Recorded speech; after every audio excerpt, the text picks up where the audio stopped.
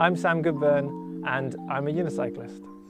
Name is Hiroshi, but I have an artist name called Hiro-san. As a street performer, I'm a blend of comedy and acrobatics.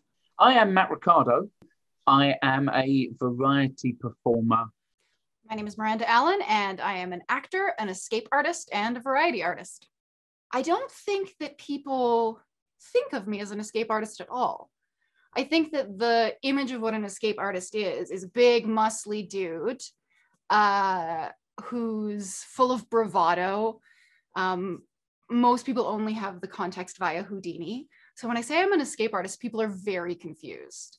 Sometimes if I'm going to do a show and I'm backstage and I say, oh, I'm doing a unicycle act, they're like, oh, did you do the tall one or the small one? And I go, oh, the small one. And they go, oh. And then that conversation kind of ends. I think they're ready to say, oh, amazing, that must be so scary. And then I debunk them by saying, oh, I've just got this small unicycle. They immediately ask me to repeat myself at least 3 times. And I have to explain over and over what that means. And like, yes, I do mean like Houdini, because I think it's really hard for people to get their head around what that is as a woman. People think I'm a magician. Yeah.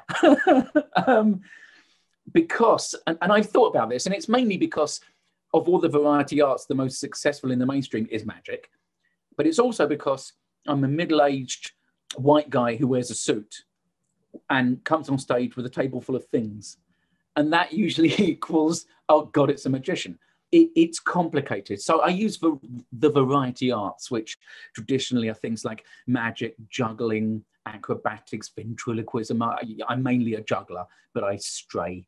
Someone like me will use things like juggling and circus tricks to be funny. So it's a vehicle for that. Focus. That's kind of the definition of being a professional something. Doesn't necessarily mean that's how you identify yourself. Like, there's lots of other things I like to do in life, but other people identify me as a unicyclist, so I think that makes me a professional unicyclist. It's that classic sort of, oh, I could never, you're brave. And it's like, I'm not brave, it's just the only thing I can do.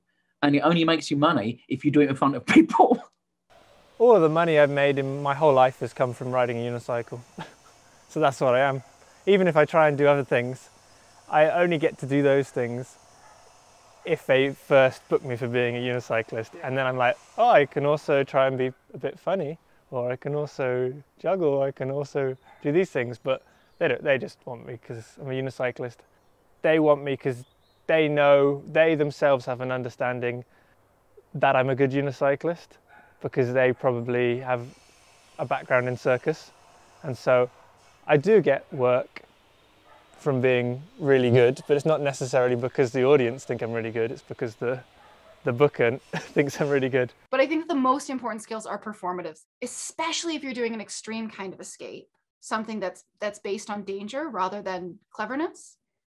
If the audience doesn't know why you're doing it, they're not going to be able to relate to it. And if they can't relate to it, it's just a kind of morose, awkward spectacle. Yeah, and being able to tell the story of the danger and your interactions with it in a way that is clear and interesting. Because the things that people think are dangerous are not always the things that are dangerous. You have to walk the line of telling a good story. I got this tiny unicycle made by my dad, which was an ultimate wheel, which is basically a unicycle without a frame or seat. So it's just the wheel, which A is really difficult because you have to use your legs as the frame and kind of balance it like that.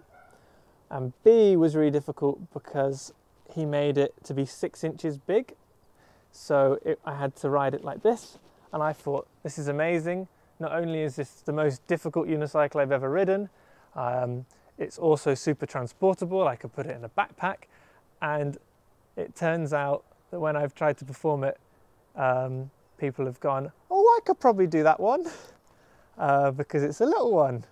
So I do lots of handstand-based work. I started gymnastics when I was age 9, and I was doing breakdancing for another 10 years. So yeah, I've been a professional athlete for a long time. So for me, all these handstands, all these like intensive physical tricks are actually relatively easy. But these are the tricks that people want to see. And on top of that, as I said, I do lots of comedy. But so for instance, I do handstands on top of two guys, I also carry people on my back. And yeah, I just do handstand, walking over people, underneath people. So all these big tricks. I have ended up using that in a show, but mostly because it looks really funny when I ride it. I think the audience don't realise it's hard at all, but riding something tiny is comical. So it had a use, but wasn't worth the hours I spent learning that. I know that I could never unicycle again from tomorrow if I had to, but I couldn't never perform again.